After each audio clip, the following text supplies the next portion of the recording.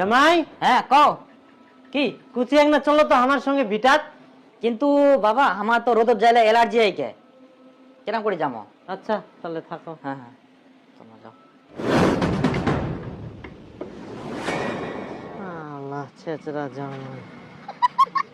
জামাই তাহলে মোবাইলটা থুই যাও বাড়িত, কাদু টাদু পুরি যাইলে। না মোবাইলটা নিয়ে যাই, মোবাইলটা তুই না কি করবো, কিছু হবে না, মোবাইলটা কাজ পুরবো না। আর সন্ধ্যা হয়ে যাবে না, আমার লাইটের দরকার পড়বে, তো এটা হয়ে যাবে।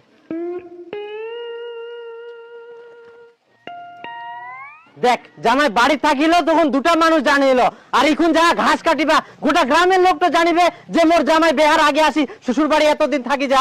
হ্যাঁ ঠিক আছে, আবার কথা বলে রাইত লাগি যাবে। এক বস্তা ঘাস কাটতে কি সারা দিন লাগে? আমার ব্যাপারটা তুই ফের এখনো বুঝা পাসনি। ঘাস কাটিবে যেমন তেমন, আর মোবাইলটা ধরে নাচানাচি করবে সারা দিনটায়।